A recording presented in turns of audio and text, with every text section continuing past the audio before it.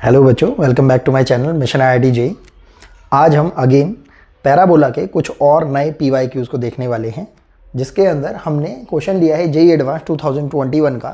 इसमें क्या बोल रखा है, let capital E denote the parabola y square equals to 8x, let capital P equals to -2 and 4। ये कोई P पॉइंट इन्होंने शो कर रखा है। And let Q and Q dash be two distinct points on E such that the lines PQ and PQ dash are tangents to E. Let capital F be the focus of E. Then which of the following statement or statements is are true? ये question हमारे पास multiple choice की form में दे रखा है और इन्होंने जो चार ऑप्शन हमें दे रखे हैं, इनको हमें बारी बारी से चेक करके देखना है कि क्या इसमें पहला ऑप्शन करेक्ट है, दूसरा ऑप्शन करेक्ट है, या सारे ही ऑप्शन करेक्ट हैं। और जो ट्रू ऑप्शंस हैं, ये करेक्ट ऑप्शंस हैं, उनको हमें पॉइंट आउट करके बताना है।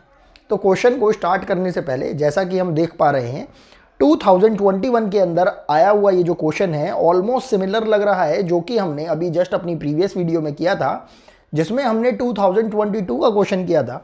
उसमें भी ऑलमोस्ट सिमिलर कंडीशन दे रखी थी इस 2021 वाले क्वेश्चन की तरह। तो क्वेश्चन को करने से पहले हम सबसे पहले सोचेंगे इसकी रफ इमेजिनेटिव फिगर के बारे में। और उसके लिए हम क्या करेंगे, सबसे पहले एक्स वाई एक्सिस को ड्रॉ कर लेंगे और Y square equal to 8x के ग्राफ को रफली ड्रॉ करने की कोशिश करेंगे। तो हमने इसको ड्रॉ कर लिया, Y square equal to 8x।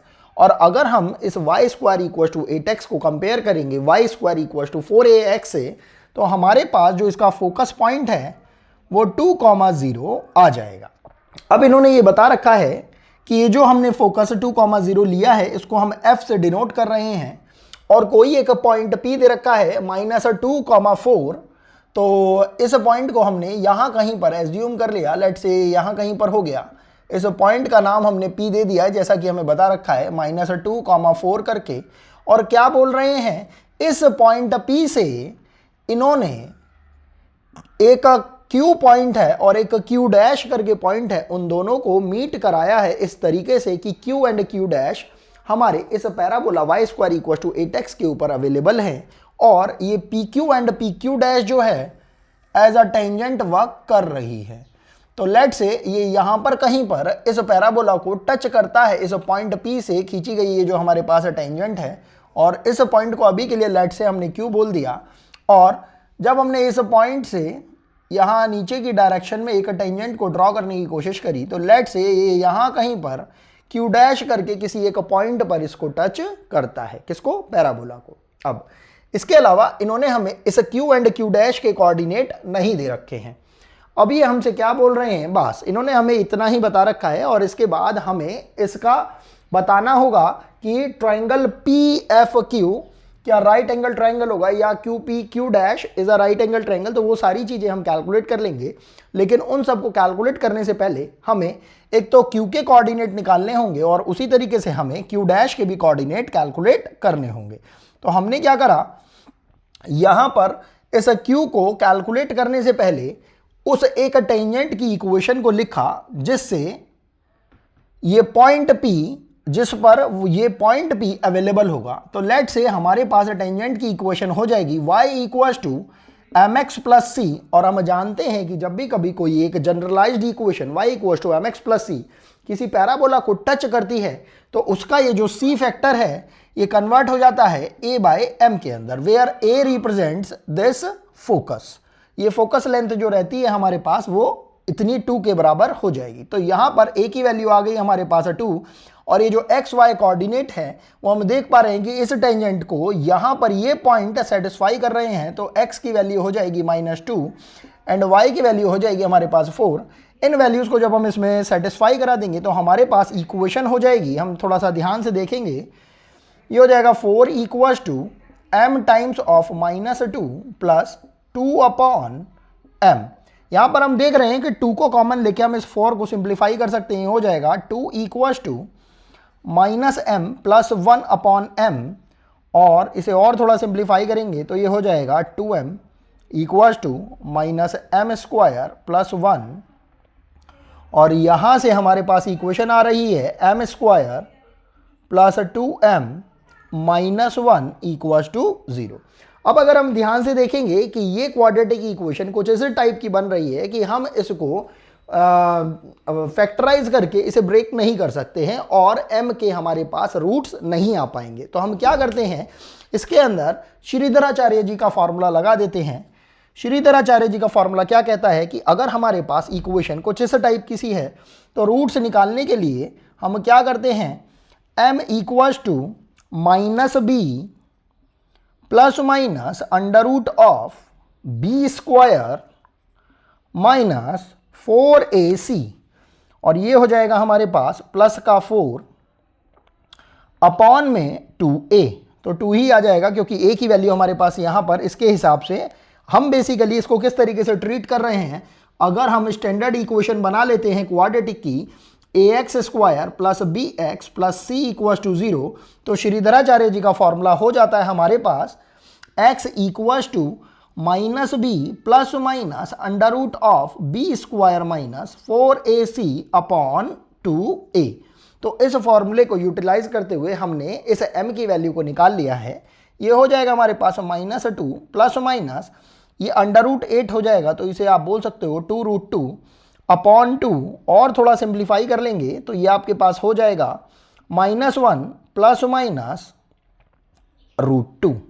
तो अगर हमने एक बार m की वैल्यू को माइनस ले लिया तो हमारे पास वैल्यू आ रही है माइनस रूट 2 प्लस 1, और अगर एक बार आपने प्लस वैल्यू ले ली है तो ये आपके पास हो जाएगा रूट 2 माइनस 1।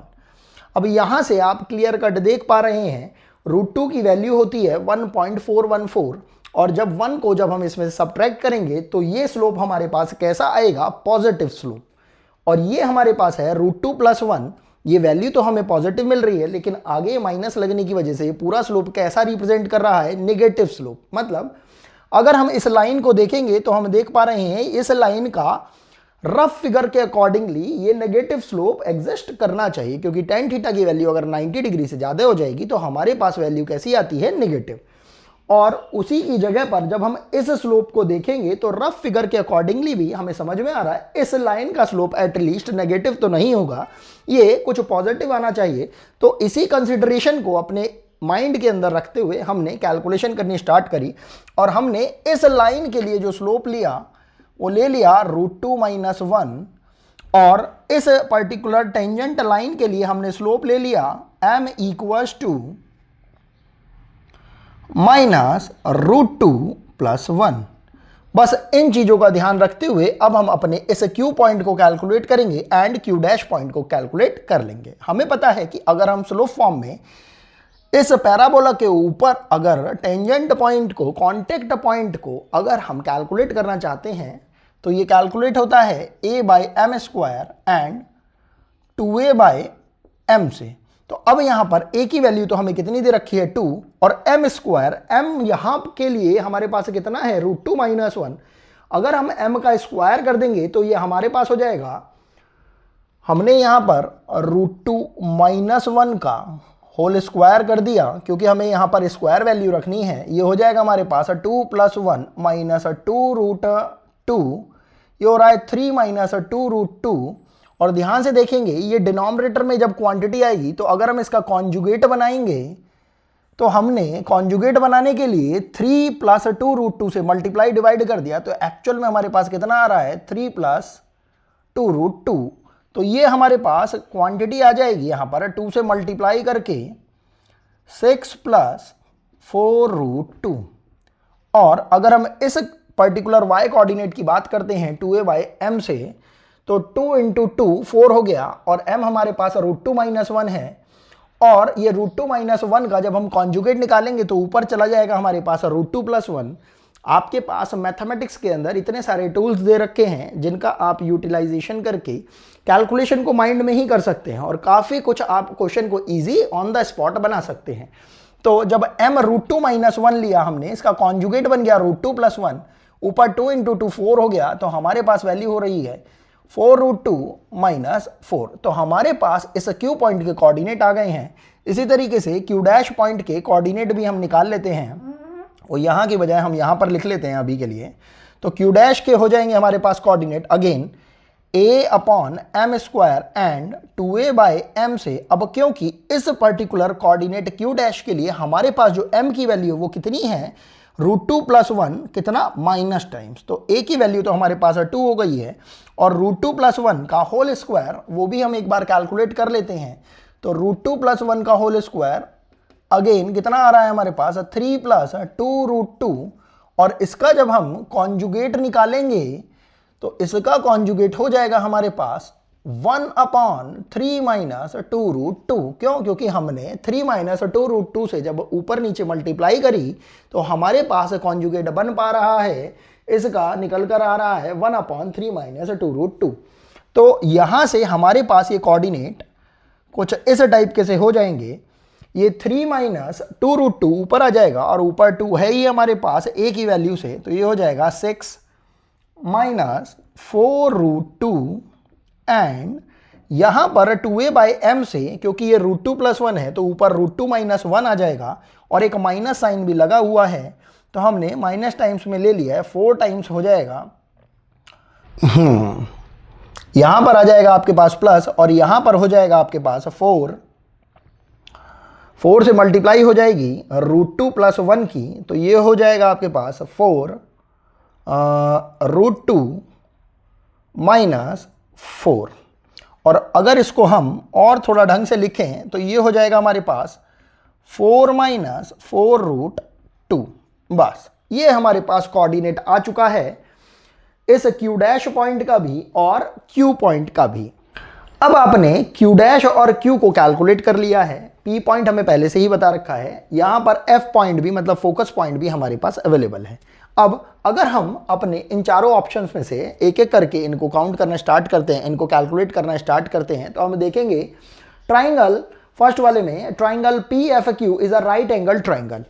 वैसे तो हम इसको जानते भी हैं और कैलकुलेट भी कर सकते हैं कि ये जो पॉइंट है हमारे पास -2, 4, ये बेसिकली किस पर अवेलेबल है, ये इस पैराबोला की डायरेक्ट्रिक्स पर अवेलेबल है। तो इस वजह से भी ये इसकी प्रॉपर्टी भी कहती है कि अगर इस पॉइंट P से अगर हमने F को मीट करा दिया और इस F को अगर हमने Q से मीट करा दिया तो ये जो एंगल होगा हमारे पास वो 90 डिग्री आता है। लेकिन मान लो अगर किसी को एन मोमेंट पर ये प्रॉपर्टी याद नहीं आ पाती है तो कम से कम हमारे पास कुछ ऐसा होना चाहिए कैलकुलेशन के लिए जिससे कि हम इसको डायरेक्टली कैलकुलेट कर पाए। तो हमने क्या करा, सिंपल से इस PF का स्लोप निकाल लिया और इस FQ का स्लोप निकाल लिया। तो हमने स्लोप ऑफ PF निकाला, ये हो जाएगा हमारे पास, आप देख रहे हैं यहाँ पर हमारे पास कोऑर्डिनेट्स गिवन कर रखे हैं और हमने कुछ कैलकुलेट भी किया है। तो 4 - 0 अपॉन -2 हो जाएगा और ये हो रहा है हमारे पास -1। ये वैल्यू हमारे पास आ गई है -1 और इसी तरीके से हमने स्लोप निकाल लिया, स्लोप ऑफ FQ, और ये हमारे पास हो रहा है 4√2 + 4 - 0 अपॉन, ये हो गया है हमारे पास 6 + 4√2 मतलब x2 - x1 -2। तो हम देख रहे हैं यहाँ पर भी ये ऊपर कितना आ रहा है 4√2 + 4 और अपॉन में डिनोमिनेटर में आ रहा है 4 + 4√2 मतलब इसकी वैल्यू आ जाएगी हमारे पास 1। और हम देख रहे हैं ये P slope of PF into slope of FQ, इसकी वैल्यू आ रही है हमारे पास -1। तो यहाँ से हमारे पास जो ये फर्स्ट ऑप्शन में पूछ रखा है triangle PFQ is a right angle triangle, ये प्रूव हो जाता है और ये हमारा करेक्ट ऑप्शन हो जाता है। अब बात करते हैं हम अपने सेकंड ऑप्शन की, जिसमें क्या बोल रखा है QPQ dash is a right angle triangle. ये भी एक प्रॉपर्टी होती है कि अगर हमने जो किसी एक्सटर्नल पॉइंट से अगर दो टेंजेंट्स को ड्रॉ कर रखा है किसी पैराबोला के ऊपर और अगर इन कॉन्टेक्ट पॉइंट्स को मीट कराते हुए अगर हम एक ट्राइंगल बनाते हैं इस एक्सटर्नल पॉइंट P के साथ, तो हमारे पास ये QP एंड Q डैश वाला ये जो एंगल होगा ये भी 90 डिग्री होगा। तो इसको भी अगर हमें ये प्रॉपर्टी नहीं याद है तो हम इसको प्रूव कर सकते हैं, लेकिन ये पॉसिबल कब हो रहा है, जब ये जो पॉइंट है हमारे पास किस ऊपर अवेलेबल हो, डायरेक्ट्रिक्स के ऊपर अवेलेबल हो। तो हमारे पास ये जो पॉइंट्स हैं Q डैश एंड P, इनका यूटिलाइजेशन हम करते हैं और यहाँ पर कैलकुलेट करने की कोशिश करते हैं। ये हमने निकाला सबसे पहले स्लोप ऑफ PQ, ये कितना हो रहा है हमारे पास, हम देखते हैं ये हो जाएगा 4√2 + 4 एंड -4 क्योंकि y2 माइनस y1 कर रहे हैं, एंड x2 माइनस x1 मतलब 6 प्लस 4√2 एंड -2 मतलब +2 हो जाएगा। ये कितना हो रहा है हमारे पास, 4 से 4 कैंसिल हुआ, 4√2 अपॉन यहाँ पर ये 8 प्लस 4√2 हो रहा है, 4 को कॉमन ले लिया तो लिख लेते हैं पहले इसको। ये कितना हो रहा है हमारे पास, 8 प्लस 4√2 और 4 को अगर हम कॉमन ले लेते हैं और √2 को भी अगर हम कॉमन ले लेते हैं तो ये हमारे पास हो रहा है 4√2 को कॉमन ले लिया तो नीचे आ रहा है हमारे पास √2 प्लस 1। ध्यान से देखेंगे ये कैंसिल आउट हो जाएगा तो हमारे पास बचने वाली क्वांटिटी चाहे तो √2 प्लस 1 के अपॉन में लिख दीजिए, चाहे आप इसे कॉन्जुगेट से मल्टीप्लाई करके ऊपर लेकर आ सकते हैं तो ऊपर वाली क्वांटिटी कॉन्जुगेट से मल्टीप्लाई डिवाइड करके कितनी बन जाएगी, √2 माइनस 1। अब आप स्लोप निकालेंगे पी क्यू डैश का, इस पी क्यू डैश का। तो क्योंकि हम बात कर रहे हैं इस ट्राइंगल की P Q and Q dash की, जिसमें हमसे एंगल पूछा गया है क्यू पी क्यू डैश का, जो कि हमें प्रूव करना है राइट एंगल ट्राइंगल 90 डिग्री। तो देखते हैं हम, ये हो जाएगा। हमने इसके लिए कोऑर्डिनेट्स ले लिए। ये कितना दे रखा है हमें, 4 minus 4√2 minus 4 upon x2 minus x1 में हो जाएगा 6 माइनस 4√2 एंड माइनस माइनस +2 हो जाएगा। इसके अंदर देखते हैं हमारे पास आ रहा है माइनस का 4√2 अपॉन, यहाँ नीचे फिर से देखते हैं ये 8 माइनस 4√2 हो रहा है। इसके अंदर से हम 4√2 को अगेन कॉमन ले सकते हैं तो बचेगा कितना हमारे पास, √2 माइनस 1। थोड़ा सा ध्यान देंगे, 4√2 से 4√2 हमारा कैंसिल आउट हो जाएगा और अगर हम इसके कॉन्जुगेट से मल्टीप्लाई डिवाइड करेंगे तो हमारे पास वैल्यू आ रही है माइनस टाइम्स ऑफ √2 प्लस 1। और हम जब इन दोनों का ही मल्टीप्लाई करते हैं, दोनों ही स्लोप्स का मल्टीप्लाई करते हैं तो हमारे पास वैल्यू आ रही है slope of P Q into slope of P Q dash. तो ये जो एंगल P आ रहा है हमारे पास, इन दोनों की मल्टीप्लाई करके हम देख रहे हैं इन दोनों की मल्टीप्लाई करेंगे तो 1 आएगा, और क्योंकि माइनस भी अवेलेबल है तो ये हो जाएगा -1। तो यहाँ से भी हम प्रूव कर पा रहे हैं कि जो सेकंड ऑप्शन है वो भी हमारा करेक्ट दे रखा है। अब अगर हमें ये प्रॉपर्टी याद नहीं है तो हमारे यहाँ पर ये 2 मिनट जो एक्स्ट्रा यूज हुए हैं ये हमारे बच जाएंगे। अगर हमें प्रॉपर्टी नहीं याद है तो हम कैलकुलेशन के बेसिस पर भी इसको सॉल्व कर सकते हैं, क्योंकि हम इस क्वेश्चन को बहुत ही डिटेल फॉर्म में कर रहे हैं तो हमें सारी की सारी पॉसिबिलिटीज का पता होना चाहिए। अब बात करते हैं हम थर्ड ऑप्शन की। ये क्या बोल रहे हैं, the distance between P and F is 5√2। अब P हमारे पास ये है, F हमारे पास ये है, दोनों के ही हमारे पास कोऑर्डिनेट हैं तो हम PF लेंथ को कैलकुलेट कर सकते हैं। तो हमने यहाँ पर PF लेंथ को कैलकुलेट करने की कोशिश करी। PF हो रहा है हमारे पास √, ध्यान से देखेंगे 4 माइनस 0, चाहे तो आप इसे यहाँ पर भी कैलकुलेट कर सकते हैं। PF को हमने कैलकुलेट कर लिया, √4 माइनस 0 का होल स्क्वायर मतलब 16 प्लस -2 का होल स्क्वायर, ये हमारे पास कितना हो जाएगा, अगेन 4 का स्क्वायर, ये हो जाएगा 16। कितना आ रहा है हमारे पास 32, और हम जान रहे हैं 32 को हम बोल सकते हैं 4√2। अब हमारे पास PF की जो लेंथ आ रही है 4√2, लेकिन ऑप्शन में हमें गिवन कर रखा है 5√2, तो ऑब्वियसली ये ऑप्शन हमारा करेक्ट नहीं हो पाएगा। अब बात करते हैं हम डी ऑप्शन की। ये क्या बोल रहे हैं, F lies on the line joining Q and Q dash. मतलब ये क्या बोल रहे हैं, हमारी रफ इमेजिनेशन के अकॉर्डिंगली तो हमने कुछ इस तरीके से फिगर बनाई है कि जो F है उसको हमने यहाँ पर ले रखा है और Q डैश को कुछ इस तरीके से ले रखा है कि वो हमें इमेजिनेशन के अकॉर्डिंगली इस ये जो F पॉइंट है वो Q एंड Q डैश को लाइन ज्वाइनिंग पर अवेलेबल नहीं दिख रहा है, लेकिन ऐसा जरूरी तो नहीं है। तो इसके लिए हम क्या कर लेते हैं, F Q की जो लाइन ज्वाइनिंग है उसका स्लोप निकाल लेते हैं and Q dash and F की जो लाइन ज्वाइनिंग है उसका भी स्लोप निकाल लेते हैं। अगर दोनों का ही स्लोप अगर सेम आ जाता है तो हम ये बोल पाएंगे कि जो F पॉइंट है वो line joining Q and Q dash पर अवेलेबल होगा। तो ये बहुत ही सिंपल सा इन्होंने ये क्वेश्चन दे रखा है, इसको अब हम यहां पर सॉल्व कर लेते हैं। हमने सबसे पहले क्या करा, हमने स्लोप निकाला QF का, ये कितना हो जाएगा हमारे पास है QF का स्लोप, ध्यान से देखेंगे 4√2 plus 4 upon this minus this, क्योंकि हम क्या कर रहे हैं y2 minus y1 upon x2 minus x1, तो ये कितना हो रहा है हमारे पास 6 प्लस 4√2 माइनस 2। ध्यान से देखिए इसकी वैल्यू कितनी आ रही है, 1 आ रही है। और इसी तरीके से अगर हम स्लोप निकालते हैं q डैश f का भी, तो ये कितना हो जाएगा हमारे पास q डैश f, हमारे पास q डैश हमारे पास ये है और f हमारे पास ये है। तो वैल्यू हो जाएगी हमारे पास 4 माइनस 4√2 माइनस 0, तो एज इट इज ही लिखा जा सकता है, अपॉन में 6 माइनस 4√2 माइनस 2। ध्यान से देखिए ये भी हमारे पास 4 माइनस 4√2 बन रहा है, तो इसकी भी वैल्यू कितनी आ रही है 1। तो हम देख पा रहे हैं इस पॉइंट F की जब हम लाइन ज्वाइनिंग बनाते हैं Q के साथ एंड Q डैश के साथ अलग अलग, और फिर उन लाइन ज्वाइनिंग्स का अगर हम स्लोप निकालते हैं यहाँ पर, तो हमारे पास दोनों ही लाइन ज्वाइनिंग का अलग अलग तरीके से कैलकुलेट करने पर भी स्लोप सेम आ रहा है, जिसका सिंपल से सिग्निफिकेंस केवल इतना ही है कि जो F पॉइंट है हमारे कैलकुलेशन के accordingly Q and Q dash के ऊपर अवेलेबल होना चाहिए।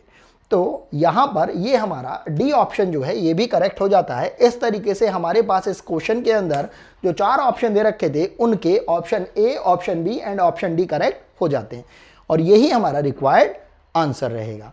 आई होप आपको क्वेश्चन समझ में आ रहा होगा।